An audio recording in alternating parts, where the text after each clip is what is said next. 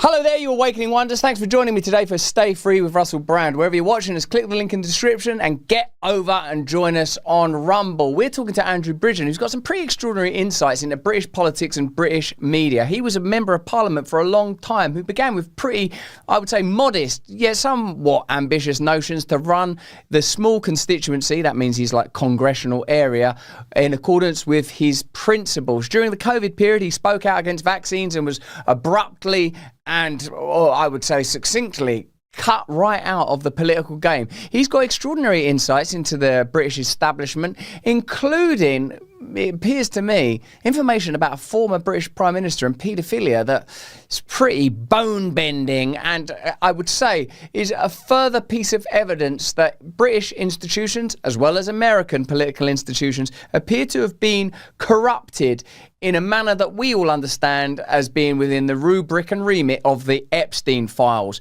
Compromised political leaders are much, much easier to control and manage, particularly if you have a centralised media that are only willing to report on subjects that are beneficial to them and are compliant when it comes to the destruction of dissident voices. This conversation with Andrew Bridgen is exciting, it's at points alarming, and I hope you'll stay with us for all of it.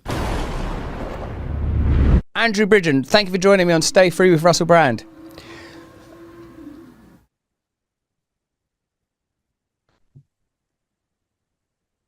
Oh, I see. Are you upset? No. We've got to talk about important things, so it was worth waiting. Do you want to talk about? Sorry, I was late, Andrew. Do you want to? So you want to talk about important things? Trump's statement's important. Go on.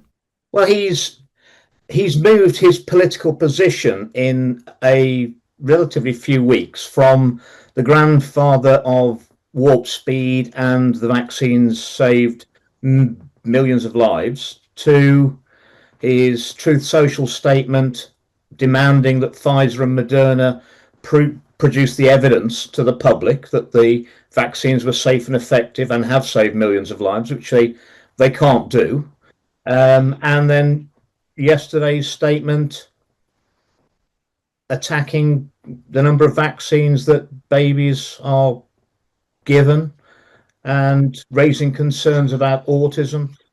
And Tylenol and pregnancy. So you think that sort of, in a sense, Trump, who obviously campaigned and was elected as a maverick, has gone... Would you say then that it's important and it's significant and it's positive because it's a further exposure of things that many people have suspected since the beginning of the pandemic period, that those medications were not as safe as was claimed? Absolutely, but also... President Trump's privy to the evidence that Robert Kennedy Jr. and his team have got. So you think it's evidence-based? That's what's encouraging for you. He knows what's coming, and he's basically said that Robert Kennedy Jr. and his team are going to give all the details in the next few weeks.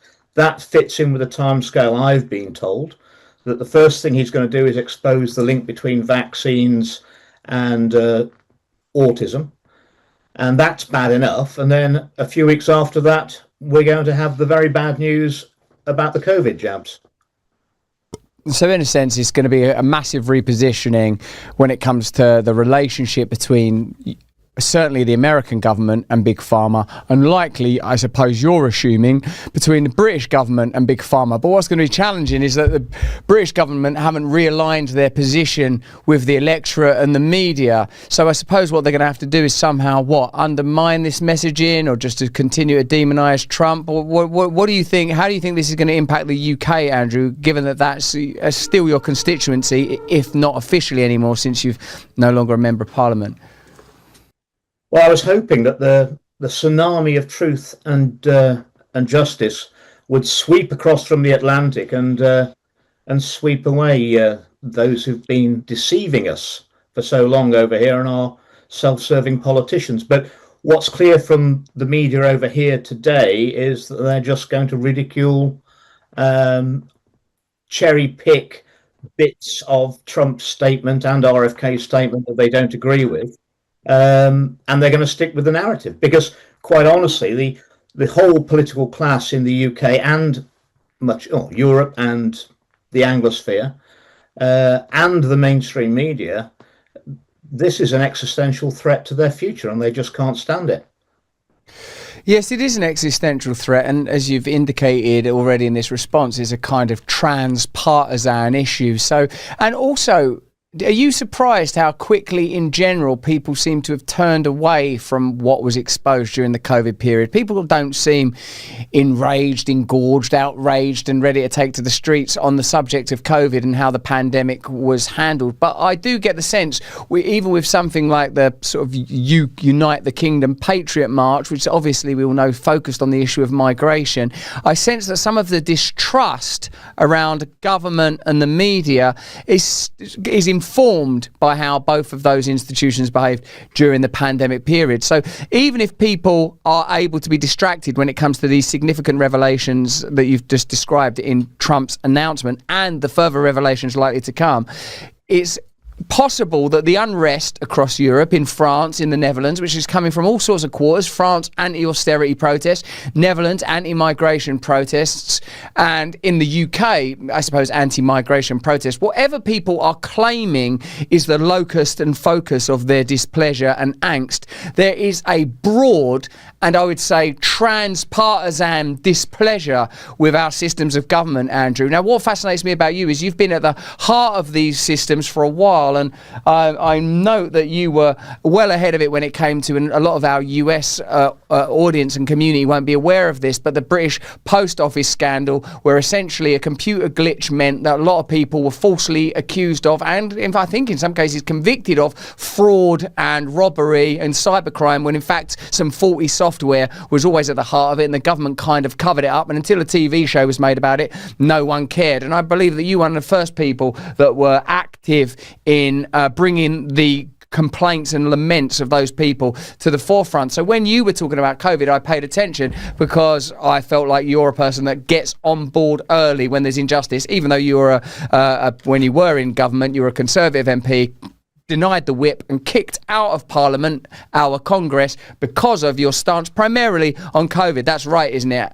Isn't it, Andrew? Is that a fair characterisation of the post office stuff and the way you came to not be in the Conservative Party anymore?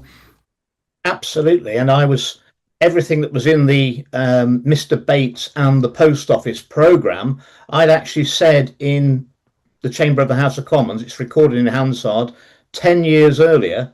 And shockingly, Russell, the lobby in Parliament are supposedly the highest quality journalists we have for all outlets.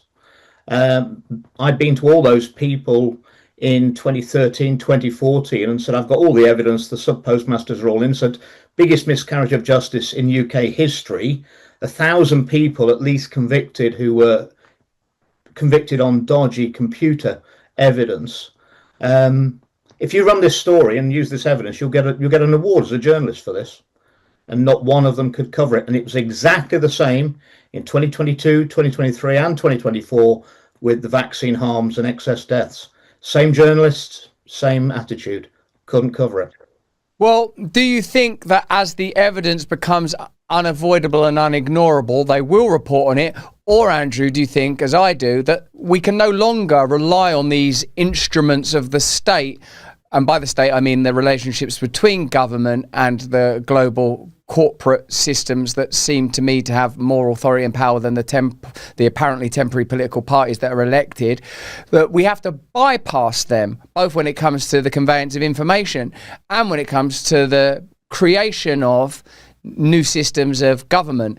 I suppose it's a pretty big question, but based on what you learned during that scandal, and based on what you've experienced,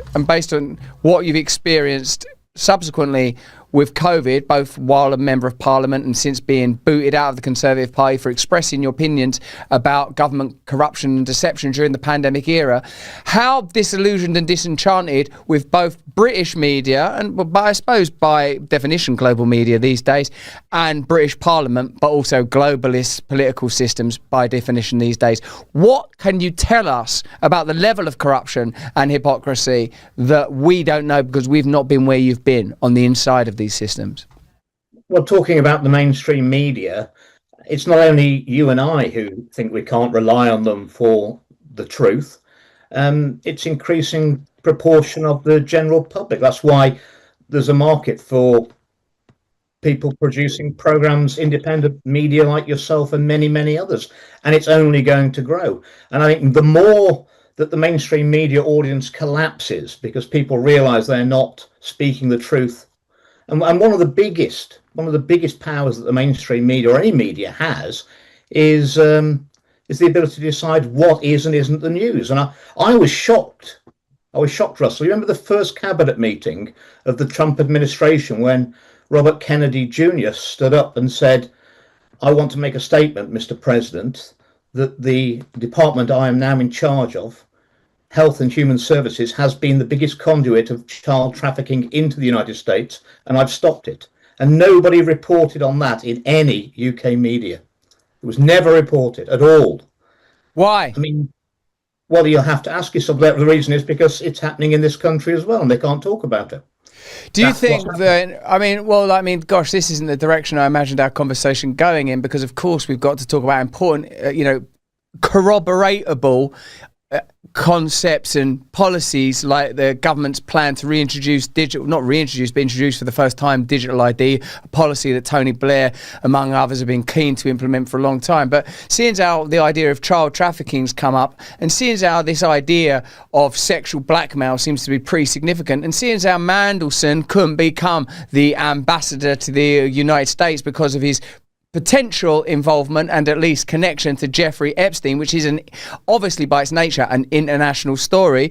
What are you saying about child trafficking, the British media and the British government? Are you saying that there's some specific reason why they can't report on and address stories connected to child trafficking? Yes, I made a mini documentary with Urban Scoop, that's Tommy Robinson's production team, while he was otherwise engaged at His Majesty's pleasure, and that was documenting evidence with names of a child trafficking operation from Ukraine to the UK. I'd offered that to the government. It had gone to Gloucestershire Police, who've got, believe it or not, I've got a specialist child trafficking unit. It had gone to MI5, it had gone to the National Crime Agency. No one wanted to look at it, and the government wouldn't look at it either. And when anything that nobody wants to talk about or won't even look at, that's a red flag for me. Whether it's a sort of somewhat parochial or at least nationally confined story like the post office scandal, which we've touched on, an international global incident, issue, scandal like the pandemic, or the more esoteric but equally peculiarly omnipresent stories such as child trafficking, potential paedophilia, paedophile grooming gangs, and an inability and unwillingness to investigate rape gangs, sometimes on grounds of ethnicity, as with the Pakistan rape gangs in the UK, or what we appear to be sort of circling and approaching now, the idea that people in power in Britain have been sexually corrupted for a long, long while. And in my country, the language would be around like Jimmy Savile and his close ties to people in power, including the royal family, who posthumously was revealed, even though it was bloody obvious to anyone, to be a dreadful paedophile and necrophiliac, and sort of sometimes crimes even beyond imagination. But in life he was decorated. That seems to be an important distinction. People that are close to the establishment appear to be protected and celebrated. Anyone that speaks out against the establishment are subject to a complex and brutal arsenal of weapons to discredit and destroy them. It's happened to you. Certainly I feel that many of the things that happened to me in the UK have unusual connections to aspects of power that I'm really looking forward to investigate going forward. And I wonder how far can you go, given that you were right when you said about the post office staff, that there was government corruption and a cover-up, when you said about the pandemic and the relationship with Moderna and Pfizer, with I don't know, Rishi Sunak, for example, an early investor in Moderna through his hedge fund. Are you suggesting then that within current British parliamentary circles, or at least within the aspects of institutional power around it, there's a sort of a paedophilia problem? There's certainly a problem that people can't speak truth unto power. They cannot speak. In the chamber of the House of Commons, we're always supposed to speak without fear or favour. I was offered a bribe in January 2022 to shut up of anything I wanted in the world. Just tell us what you want. And I said, well, is that the game we're playing? And they said, that's the game we're always playing. And Anything in the world? Did you not think of a few things like a boat? I did. I thought about something, and I said, well, if that's the game we're playing, I want the Prime Minister's resignation letter. But they said I couldn't have that. So I said I didn't want anything else then. If that's the game we're playing.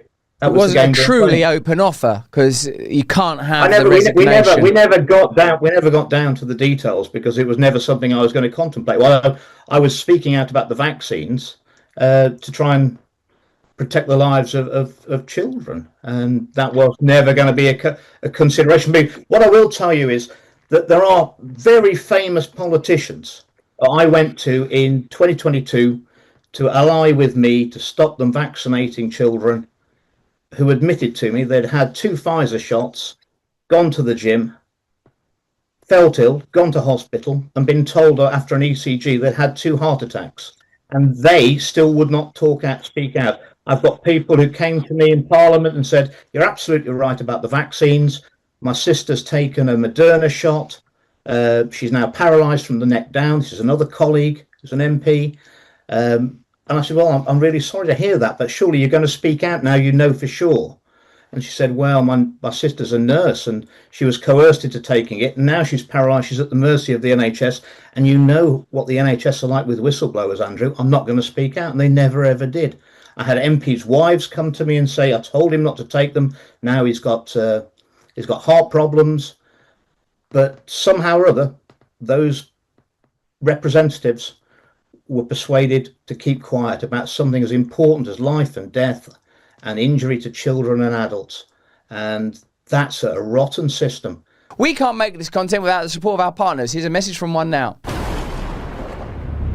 Cryptocurrency is here to stay. We're going to have to educate ourselves and fast, particularly with this new and extraordinary deal that's going to impact everything and therefore everyone in the cryptocurrency world. I couldn't believe it when I first saw it. Listen to this. Trump Media just inked a massive $6.4 billion deal with Yorkville Acquisition Corp. And Crypto.com, the crypto platform trusted by millions of users worldwide. They have conglomerated in order to scoop up $6.4 billion in CRO, the powerhouse token that fuels fast, low-fee DeFi staking rewards and real-world perks like cashbacks on your spend to establish America's first CRO, Treasury Trump Media Group CRO strategy. When it's done, this new company will be the biggest publicly traded CRO holder out there. Do you want to get in on the action? Head to crypto.com today and let's make crypto great again. For more information on the proposed business combination, check out Yorkville Acquisition Corp's public filings. Go to the link in the description and look up crypto.com to learn more. What interests me is, it's always fascinating to hear details, but, I'm not surprised because for a long time now, I've assumed this is true. Before they threw me out of the party, I had one last meeting with the party, a representative, someone who's very famous. And I thought he was a decent guy. And at the end of an hour and a half of listening to my concerns about the vaccines and NG163, the use of midazolam and morphine on the vulnerable elderly in 2020 and since, he turned around to me at the end of an hour and a half and said, Andrew, there is currently no political appetite for your views on the vaccines. There may be in 20 years' time, and you're probably going to be proven right then. But in the meantime, you need to bear in mind you're taking on the most powerful vested interest in the world, with all the personal risk for you, which that will entail should you continue. And that's what they did. It's obviously really brave of you, Andrew, to put yourself in this position. And I wonder if just sort of in the interim, you feel at any point exhausted by it or scared by it, or like you can't make a difference. I mean, in a way, the information's all out there now, even though you're saying that after that Trump statement, more information is going to be forthcoming. In a way, the system seems to be able to withstand these kind of shocks, doesn't it? And Well, it owns kind of absorb the them. media. It owns the media, and I think it was Malcolm X that gave the great quote, which is the media has most power in the world because they have the power to make the innocent guilty and the guilty innocent, and they do. So don't you, like, on that basis, what do you think our focus should be on? Like, when it, like, don't you feel, this is what I feel, instead of trying to tell people this is what you should care about, you should care about the fact they lied to you during the pandemic. You should care about that. Either people care or they don't. I think you have to find what motivates them. And in our country at the moment, they care about migration. And even though I personally care more that the issue of migration is plainly being used to divide people. Absolutely. If that's what motivates people, then that's what motivates them. And it's always been a sort of a sad fact that people are more mobilized by local, observable, smaller challenges than by the broader problems that likely facilitate and cause those more observable problems. Say in the case of migration, who is facilitating migration that is causing these kind of social problems, and to what end? What is presumably beneficial to the kind of institutions that we're discussing now to have social unrest in the UK and across Europe, really, that's wrought by illegal and unmanaged migration. And like when I was talking to Tommy Robinson on this show, I said, and generally what I say is, if people don't have power, if a group don't have that much power, how can you change the world? By focusing on that group. And, you know, migrants, if people don't want migration, I totally get it and feel like in a democracy they should be able to decide for themselves what their position is. But do you think now that people understand that even though the problem of migration may get a lot of heat because it's affecting people in their communities and it's affecting people because, you know, their children are getting sexually molested, and one couldn't be more sympathetic about such a matter, that in order to make the change, it's the systems and institutions that have to be addressed and attacked. I wonder if the issue of big pharma and vaccines is the issue. I'm not sure. Migration seems to get a lot of interest and generate a lot of emotion. Do you think that digital ID and increasing bureaucratic control is going to be something that's going to rouse people's passions? Do you think that's something they care about? Do you think that that's something that the British people, for example, will take a stand against? Because it seems like Keir Starmer's going to try and reintroduce ID cards or sort of, biometric data. Firstly, why is it a problem? And do you think people care about it, Andrew? Well, they should do. It's another thing that no one ever mentions in Parliament. All the parties are aligned with it. Agenda 2030, and that's why we're getting the uncontrolled migration. And they can only implement all the aspects of Agenda 2030 and its controls if they have digital ID.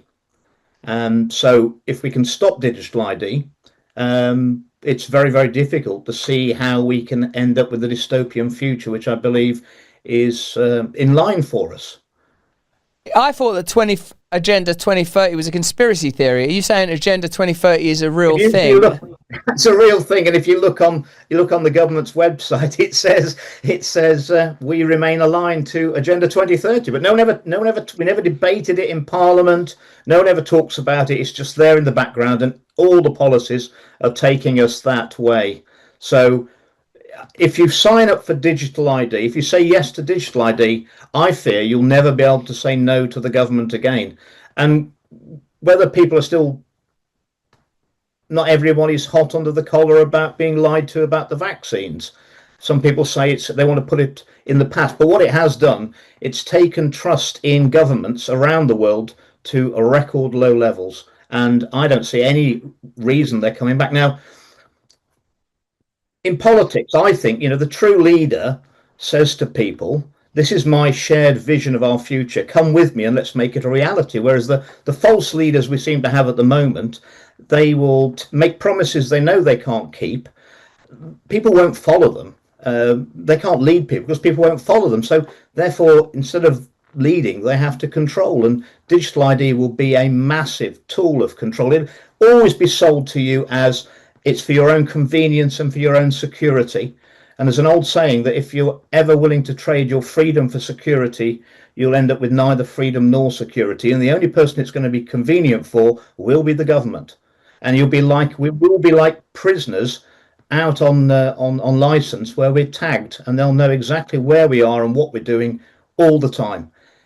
And if we give into this, Russell, future generations, it's not just about us, it's about future generations that will be condemned to that. They will never know the freedoms that they didn't have. And that can't be allowed to happen. It's already happening in a sense, isn't it? Because we're already sort of voluntarily tagging ourselves into all manner of social media systems. And I saw some government representative, in fact, gosh, I think I saw Starmer himself saying last time they tried to implement this, people weren't so familiar with the normalisation of data capture and the kind of biometric control that would be asserted through digital ID, and that people are probably more willing to accept it. But of course, and I know that it's usually crisis that's used to implement these kind of measures. And one of the things I've noticed since 9/11, I suppose, onwards, is successive crises used to implement further controls that are never really retracted. And I checked out the government website at your suggestion there, and yes, you're right, there it is, Agenda 2030, part of UK aid. You'd think that they would have got rid of UK aid after it was exposed that USAID, or USAID as it was also known, was essentially a CIA front and a way of funneling money to causes that were sympathetic to global imperialism, whether in academia across the world or some of the more risible and ridiculous attention grabbing items like, I don't know, like a $90 million worth of condoms dropped on Palestine. It's kind of a thing that people should be concerned about. Anything that gets dropped on Palestine, people should be concerned about, actually. But in short, it's a very, very interesting, it's interesting to discover that the global goals of Agenda 2030 are here. And in fact, you see Bill Gates and the like often wearing that insignia on a lapel. It's a clear, Agenda 2030 talks about global goals. So there it is in black and white. It's a globalist agenda. No poverty, zero hunger, good health, all, the kind of goals actually that any one of us would happily pursue, but perhaps would be unwise to entrust to global imperialists such as temporarily elected officials who, as you say, don't provide a vision. And that's because they're the managerial class. They're not leaders. You can see that and smell it on Keir Starmer. He's a middle management bureaucrat who's operating at the behest of real power. And whether you want to see that real power as just sort of commercial, corporate, bureaucratic power coming from entities that we're all familiar with the names of, WHO, WTO, World Bank, WEF, NATO, UN, EU, all those, or something more nefarious than that. And that's why it's interesting to me that our conversations touched already, Andrew, upon sort of local parochial issues like that post office scandal, global issues like the pandemic, even the potential that there's weird stuff going on around children and sexual abuse, and the fact that they have the total capture of the media, and that digital ID will always be used to exert more control.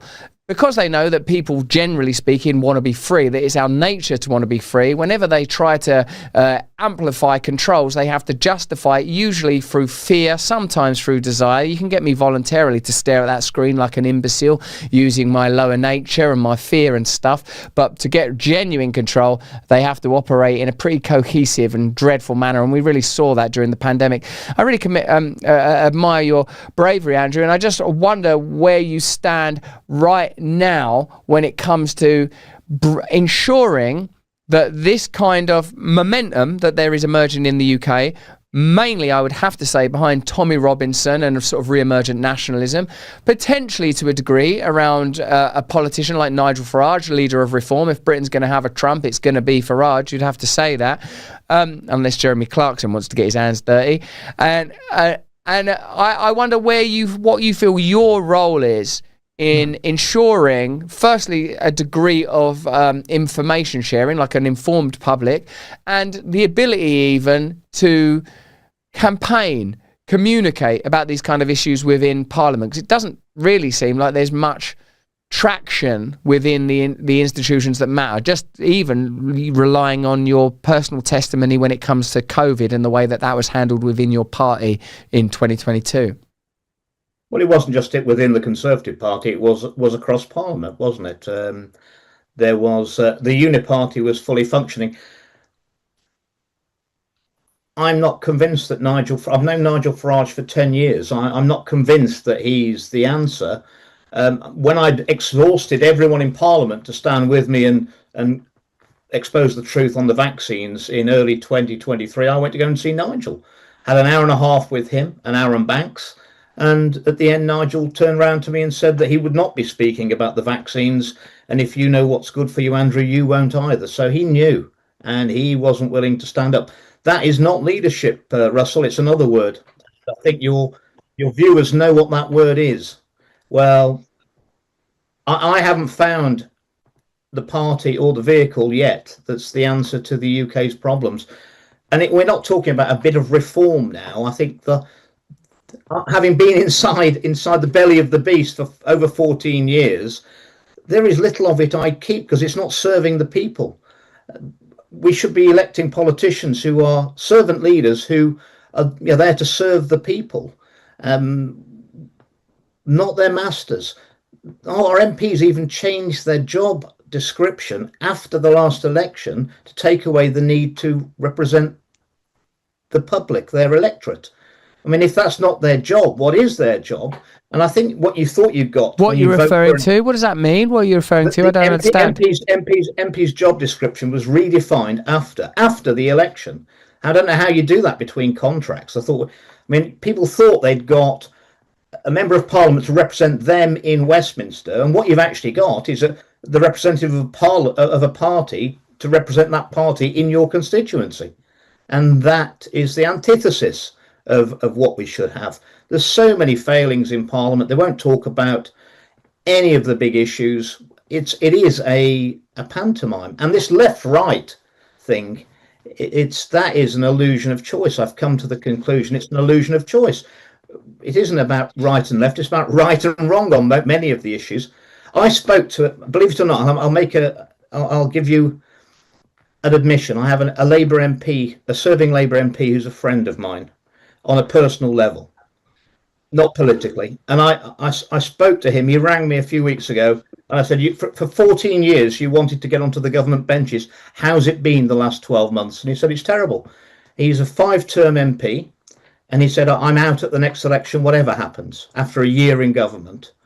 And I said, well, what do you expect? Look at what you've done. You've starved you've frozen the old age pensioners with the heating allowance removal. You're starving the severely disabled, as if that's going to make them be able to work if you're severely disabled. And I said, I hope you didn't vote for that appalling decriminalisation of abortion up to birth, which not 2 or 3% of the public would support. It flew through the House of Commons. And he said to me, be honest, Andrew, I don't know. I said, what do you mean you don't know if you voted for it? He said, it's that bad that I don't look at the order paper anymore. I just go and vote when the bell rings, wherever the whips direct me, because if I don't know what we're voting for, I can sleep rather better. That's a 5-term Labour MP. That's amazing.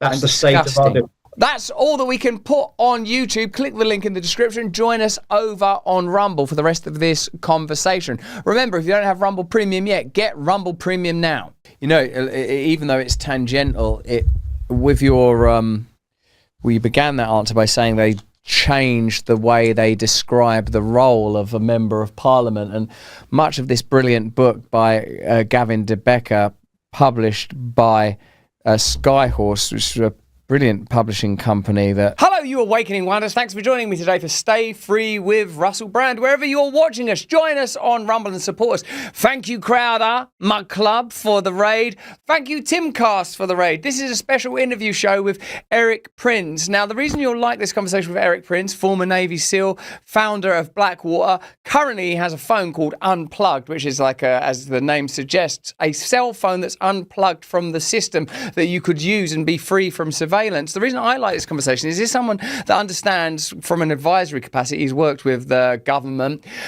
the military situation that's unfolding in the Middle East even now. He's also worked with private armies. He's got a lot of understanding about the sort of ulterior streams when it comes to global power and geopolitics. And he, like me, believes that we need to decouple ourselves from state and global power and that we are in a phase of decentralization. Write it down in your handbooks, everybody. This is a phase of decentralization. Individual freedom, community freedom, maybe even state freedom might be a time of radical revision when it comes to the nation state. Certainly when it comes to the Leviathans. Can you pluralize that? The Leviathans that have dominated the world for so long. For the first 20-30 minutes or so will be on YouTube and on X, but then will be exclusively available on Rumble. If you haven't got Rumble Premium yet, get Rumble Premium now. You get every single week an interview with me. You get to spend time with me. You also get Russel Brand Unpacked. Have a look at this example of Russel Brand Unpacked, where we take a deeper dive into a new story. Check this out. After about 4 hours, the soft tissues of the body have completely dissolved, leaving only the skeleton. The remains are then pulverized. Then you're merely ground into ashes and flushed down the toilet. Or you could be snorted by Ozzy Osbourne in his Black Sabbath heyday. Now it's time for our interview with Eric Prinz. Stay with us to the very end. It's a brilliant and inspiring conversation. Eric Prinz founded Blackwater. He's a former Navy SEAL. He's advised governments. He understands global power. He understands the Middle East as much as anyone can. And I think you'll enjoy this conversation. See you in a minute. Thanks for joining us on Stay Free with Russel Brand. Nice to be here. Thanks. More than ever before, I'm bewildered by the rate of change, the continual, incessant and contradictory updates when it comes in particular to the Iran and Israel conflict. And in a way, we have to talk about this broadly, even though we'll probably stream this interview less than 24 hours after we record it. Who knows what changes might have been made? And I wanted to take advantage of the fact that as the founder of Blackwater and as a former Navy SEAL, you're likely a person who has an understanding of the conflicts in that region that I'm always mentally trying to grasp for when reporting on it, of what I intuit is that there's an inaccessible stream of information that the people that are making decisions are using as their reference point that the media are not gaining access to. If that's not true, then I don't know why it's all so chaotic and confusing. And I wonder what you have to say about that. Is there almost a secondary, ulterior narrative that is unfolding? You're right. You're right that the things that the rate of change is faster than humans can keep up with. When you think about the targeting that's going on from space-based or aircraft-based sensors to vector in weapons that onto a human, a general, a IRGC leader, or for the Iranians to respond to shoot at whatever target of interest they have in Israel. It is faster than human brains can comprehend. And then when you have shots taken and you try to do the battle damage assessment or the media spin on it, it becomes increasingly hard to comprehend. And then when you look at when a society gets stressed, both Iranian and Israeli society, and you see the schisms between the mullahs that are ostensibly in charge of the country, the IRGC, which behaves like the SS, did to the German state in the 30s and 40s, versus the Iranian army, which has been taking the pounding to have a lot of their conventional capabilities just destroyed, their aircraft, their missile systems, etc. It all becomes exceedingly difficult. And then, when President Trump negotiates a ceasefire, and one side starts loading up a whole bunch of bombs before that ceasefire is supposed to take effect, and then somebody else responds, and he, out of frustration today, the president dropped some 30,000-pound bunker buster bombs, but he dropped an F-bomb today on the south lawn of the White House, saying these people have been fighting for so long they don't know what the fuck they're doing anymore. And that's a man that's been trying to bring peace, to try to be like Solomon and slice right down the middle. and he is not feeling cooperation from either side. So I didn't agree with him doing the strikes the way he did, because I don't think it's going to be the last time it appears necessary. I think Netanyahu and the Israelis will try to drag the United States into a conflict, and the continued shooting, the continued exchanges would, I guess, I hope I'm wrong, but who knows? The history of that region is, is particularly burdened and besmirched with its historical relationship with colonial powers, like the British, I suppose, like a century or so ago. And so the reason I mention that is because it seems, when you're describing even the last 24 or 48 hours, like such an unmanageable, febrile and explosive situation, that you can't help but think that it would be better if America were minimally involved. But is that impossible? In fact, in a way, is it impossible to even look at nations in the way that we might on the basis of flags and populations and capital cities and TV shows, when there are plainly ulterior relationships, historical and present day, that mean that in a way there is a clear overlap between Israel and the United States, or Israel and the United Kingdom, when it comes to economic interests and other incentives in that area? It's not just a matter. The complexities don't start a century ago from any colonial issue. The complexity starts millennia ago, where you have the Persian Empire, which, Zoroastrianism, I think one of the first monotheistic religions, took place even before Judaism did. And then you have the Persian Empire, which rolled across, and you had the battles of Thermopylae and Plataea and all the rest, with Persia trying to exert its influence and control, and the complexities of it. Look, the Persian Empire was an amazing empire. Iran could be an amazing nation now. You have very smart people, very hardworking, tons of natural resources, very intelligent, very innovative, and you see that in their self-developed weapons programs, cheap precision drones, even potentially a nuclear program. But you have that stimulated by the very extreme view of a Shia set of mullahs, which have had a huge beef against the rest of Islam, even since, I think, Imam Ali was killed, and it became an issue of who was the real descendant, who was the right heir to the Prophet Muhammad. So you have Sunni versus Shia, you have Shia versus Judaism, and all the rest. So yes, it's super complex, and the U.S. has a very, I would say, a fatigued and troubled, demonstrably ineffective role in the Middle East. And so taking a step back from that and letting them solve their problems without us having to be directly involved would have been my preference. Yeah, and that fatigue is, I think, heightened by how this sort of blizzard of information and this sort of state of flux, where it's very difficult to even envisage a pathway. And I wonder if the reason it's difficult to envisage a pathway through this conflict is because there isn't one. It is my armchair appraisal, literal armchair in this case, that the last half century has been like proxy wars between near-peer superpowers and their advocates, regional advocates in sort of Southeast Asia or Ukraine, Russia currently, and now whatever's unfolding between Iran and Israel. Does that have a proxy component? Is it likely that if this situation continues to escalate, that it will at some point involve alliances between Iran and Russia? Is that a significant component in how this will unfold and continue to unfold, or is it regional and historic in the way that you alluded to just then?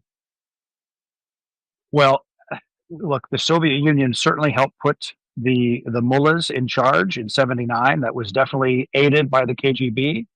The Soviet Union hated having a Western-friendly, forward-leaning, progressive in the right sense of the word leader in the Shah, and so the KGB helped take him down. But now the major energy supplier for China, for the Chinese Communist Party, is Iran. One of the easiest ways for the Iranians to really respond hard right now is to shut the Straits of Hormuz. But the little narrow gap at the bottom of the Persian Gulf. But 20% of the world's oil flows through that every day, and so if they shut it off, they're hurting their single biggest customer. So maybe they just go after the ships that are hauling to anywhere but China. We'll see. I don't think we've seen the end, despite efforts of a ceasefire. I don't think you'll actually see a ceasefire because the IRGC and the mullahs have to continue conflict because they are not popular in the rest of their society. They've had some significant unrest in the country over the last 15 years, and they've come close. In the 2009 uprisings, they called it the Green Revolution, they actually had to import Lebanese Hezbollah forces to smash up the protests because they didn't even trust their own Iranian security forces to do so. I don't see Russia coming in hard to support the mullahs now, despite the fact that the Iranians have been providing a lot of drones to Russia to use in Ukraine. Putin just made a statement that he said, well, there's 2.5 or 3 million people in Israel that speak Russian from the amount of Russian Jews that have immigrated to Israel. So I don't see Israel going in after, or I don't see Russia going hard against Israel on that. So Iran is kind of standing alone on this, and a regime that has their back against the wall will continue to lash out because if they kind of let their boot up, they'll probably get overthrown. So I don't know. A ceasefire is a great idea, but now it's up to the Iranian people what their futures are. We can't make this content without the support of our sponsors. Here's a message from one now. What if your coffee didn't just wake you up, but actually awakened you to new realms of consciousness? That's what's being promised by 1775 Peaberry. Why are you drinking stinking, jaded, lukewarm, dirty, filthy grey coffee beans when you could be having vibrant, revolutionary coffee like this one? It's an elixir of pure innocence. It's a glorious and awakening drink. Pea berries are the outliers, the lone wolves, the beans that grow solo on the branch. No twins, no compromise, no hangers-on, no hemorrhoids. Just one dense, round, flavour-packed powerhouse that tastes like it's been preparing for this cup its entire life. Let me take a sip of it now. Oh, holy beverage, we salute you. Less than 5% of all beans can become pea berries. They're the Navy SEALs of coffee beans. Some of them just can't take Hell Week. Which basically means your morning brew is rarer than a mainstream journalist telling the truth. Jake Tapper, you must have seen that Joe Biden was old. He was obviously old. I think you have absolutely no standing to diagnose somebody's cognitive decline. It's grown high in the Bolivian mountains where the air is thin, the vibes are thick, and the beans basically whisper ancient truths to the winds. No acidic afterburn, no synthetic weirdness, and none of the lingering shame that tastes like the hotel minibar after a 3-day bender with all the snow. Hey, I played that guy in a couple of movies. I've lived that film. I was that film. But this coffee doesn't leave you hungover in a feather boa or speaking fluent nonsense. Just bold, smooth, consciousness-activating coffee with clean energy and antioxidants so potent I drank it and remembered 3 of my past lives. Go to 1775coffee.com, use the code BRAND and get 15% off. Peaberry Wonder, Hallucinations, Glory, Psychedelic Wonder, all available here. Use the link, get the discount, get the free shipping, benefit from an awakening bean. You lunatic, you. Do you think, nevertheless, that regime change externally activated is an undesirable outcome and that the United States of America shouldn't be sponsoring that kind of regime change? And how does that connect to like private military overthrows, which I know is something that you know a lot about with regard to Libya, Eric? Well, Libya was not overthrown by PMC support. That was overthrown by U.S. bombing and NATO bombing. And and a lot of Qatari money supercharged some very Islamist militias. And that's the thing, right? You went from, I mean, Libya was a stable country. Gaddafi was no saint, certainly, but it was at least a stable, semi-sane country. Now Libya is effectively ripped into three countries, still very chaotic. And that's the real risk you run of a regime change attempt in Iran, because ethnic Persians are only about 35 or 40% of the country. There's actually more ethnic Azeris, and then you have Kurds and Baluch and Akwazi Arabs that are the other ethnic minorities, and they all kind of hate the Persians, or there's enmity toward them, because the Persians are kind of the elites. They're the ones that make most of the money off the sanctions and all the rest. So it's it is a very volatile thing, and I don't want the U.S. to get drawn into that, because, like in the words of Colin Powell, if we break it, we buy it, and we completely stuffed up the so-called liberation of Iraq, because the Iranians, having fought a 10-year war, Iran-Iraq war in the 80s, the Iranians made damn sure that Iraq would never threaten them again, and so they basically. Iran is the real power in Iraq. I mean, there's a militia there called the Hashtag-Shabi, the Popular Mobilization Unit. It's about 350,000 Shia that are paid by the Iranian government, that are led by Iranian officers as part of a semi-government militia, just like Hezbollah was the real power in Lebanon, a Shia militia there. You have the same thing in Iraq. And so the likelihood of significant chaos or even dismemberment of what is now Iran is quite possible.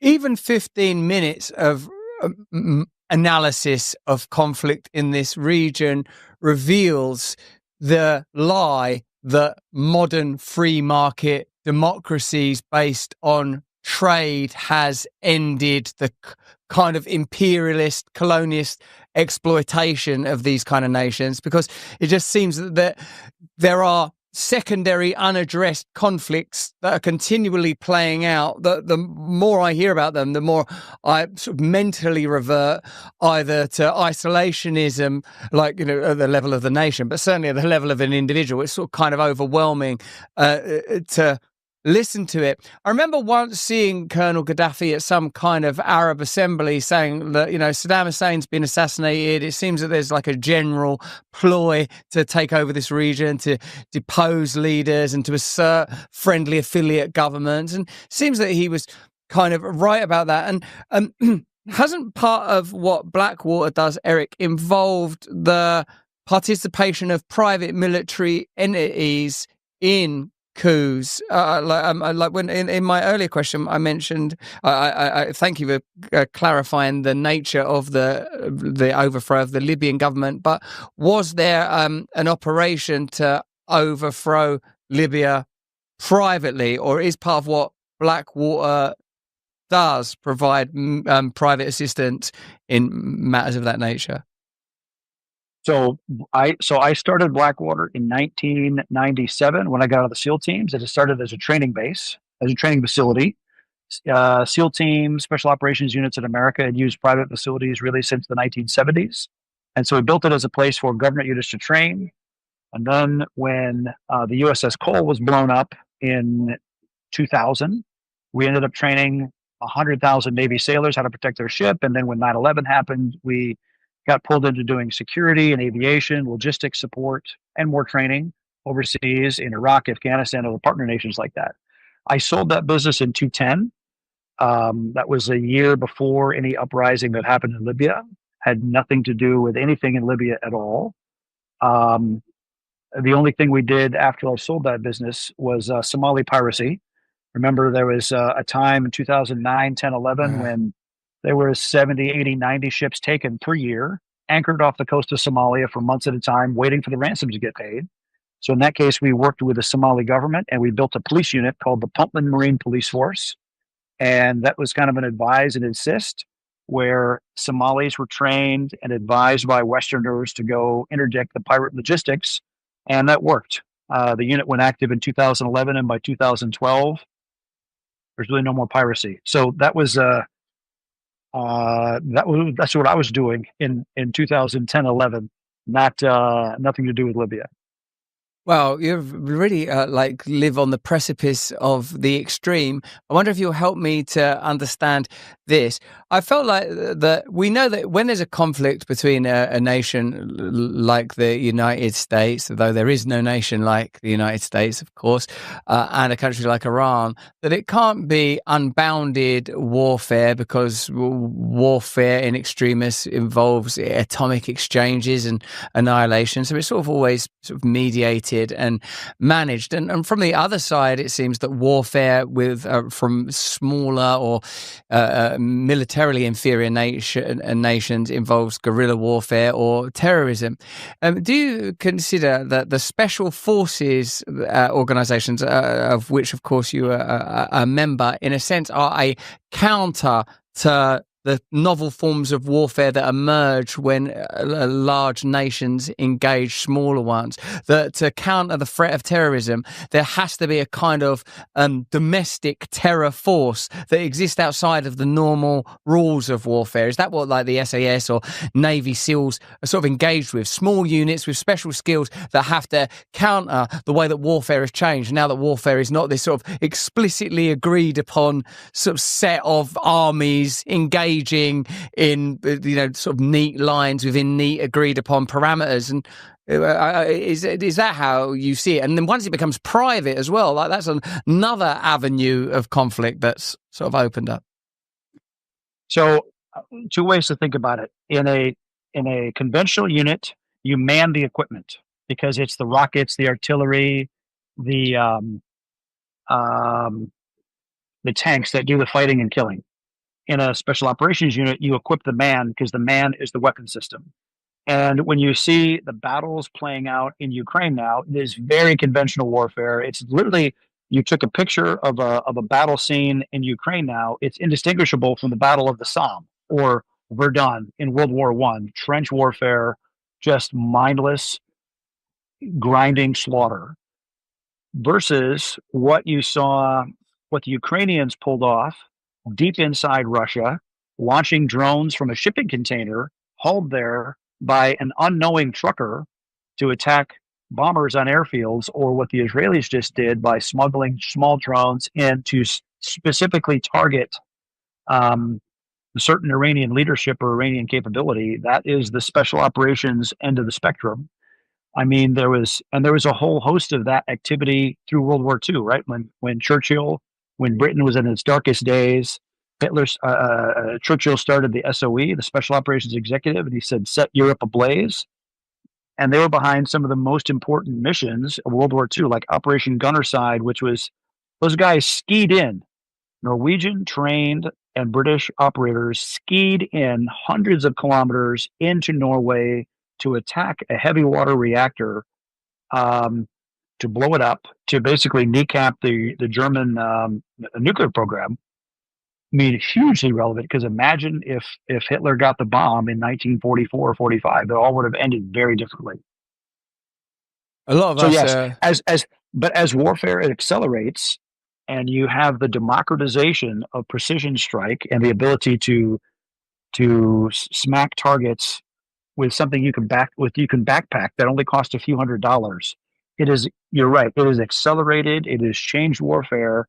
And I would argue that societies will even change based on the acceleration of that kind of delivery of energy. I just finished a book called Firepower, which is basically a history of gunpowder. And you can see how societies changed in Europe as they went from spears and shields to muskets and cannons, because states changed how they even had to organize to pay for warfare. I think you'll see the same kind of thing. I think you'll see a fracturing of traditional large Leviathan states because of the difficulty of tamping down that much technology. That's very interesting you say that, because it's something that I think about a great deal. When you talk about elite special forces, I think there's at least the people like myself who know very little about it, a kind of romantic reverence and regard for excellence in any field. that contrasts sharply with the brutality and anonymity that can be provided by advanced technology. When you say that we might be at some kind of tipping point, of course, I would value your opinion on those matters beyond my own sense, opinion, and intuition, that we're no longer able to manage states of this size precisely because of the way that the technology of the gunpowder had political implications, the technology of mass communication and new and emergent currencies have implications also. The model of the state that was offered to us as a kind of regulatory body required to provide protection from sort of medieval times onward, feudal systems and hierarchies that provide protection to the peasantry in exchange for taxes seem increasingly obsolete when models of mass communication could be deployed to create confederacies of maximal democracy everywhere, particularly when the culture seems to be continually telling us, Eric, that we're trapped in constant conflict, whether it's the global yet somehow regional disputes that we spent the first 20 minutes talking about, or the sense that our culture is quaking and broken, that even your country, America, can't continue to accommodate such hot hostility domestically. Now, like, I know that you've that you are the founder of Unplugged, which is essentially a smartphone that is private and protects users from surveillance and data mining and cyber threats. When I thought about that commodity, I thought about how it's analogous to the idea that I have been fostering and reflecting on, that we might live in more independent communities that trade and communicate independently without the need for centralized intervention, whether that's the state and bureaucracies, national or global, or commercial and corporate interests, in particular now big tech, that are so immersive and tyrannizing that our personal freedom is become kind of a fantasy, that we live on rails, we live in cells. And certainly I'm not making a perjurative comparison between a country like the UK and the United States, and a more obvious and evident tyranny, whether that's socialist or religious or theocratic, say. But what I am saying is that we don't seem to be utilizing technology to maximize freedom at the level of the individual or the community, but actually to maximize control and surveillance. And given what you just said then about the state leviathan quaking and breaking down, do you feel that technology is a participant in that, not just military technology, but communications technology? And do you think the institutions and systems that benefit from this centralization will yield the amount of power that they have and the benefits that they get from this ongoing centralization, when it's clear that decentralization is kind of trying to emerge through the technology and through the fractures that appear both domestically and internationally? I think, yes, that's an excellent question and a lot to unpack there. So I think we have a competition globally for the paradigm of governance. Is it one of freedom, individual choice, where people can, in small groups, collectively decide how they're going to live? Not collectively. They have, a plebiscite, a vote at that level, versus the CCP, Xi Jinping thought of everything is centralized and you have zero rights. You have zero rights of free speech or association, and you are absolutely subservient to the state. And the Chinese Communist Party tries to use every bit of technology to make you subservient to that state, to the point of social credit score, of knowing from the ad ID that they're tracking on your phone whether you're jaywalking, and because your account is automatically linked, they find it and they can deduct money from your account for jaywalking or automatically for speeding.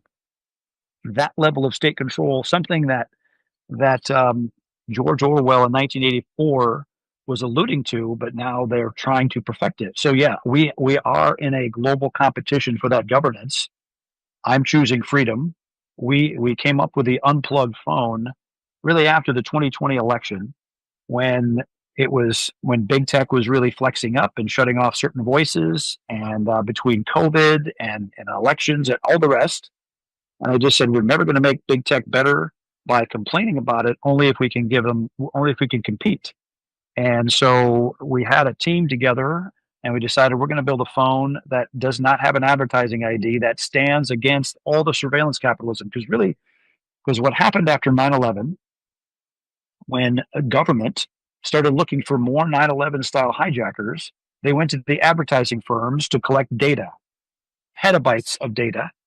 And then in like 2009, when smartphones became available, the software development kits, the APKs, um, were done in a way so that everything you do on that phone is exported, and it makes it back to the app makers and the big tech to sell advertising. I mean, Google is a maximalist surveillance company, which collects your data, where you go, what you buy, who you call, what you browse, and they resell it. And that's why they have a multi-trillion-dollar market cap. Apple collects a lot of data. And so the unplugged phone doesn't have an advertising ID. At our root level, we block all the hooks that the apps try to collect from you, all the information, and we prevent that. So we prevent that super personalized experience, but we maximize your privacy. And in an era now of AI, which is just vacuuming everywhere, the more of your data that's out there, the more susceptible you are effectively to digital grooming by AI.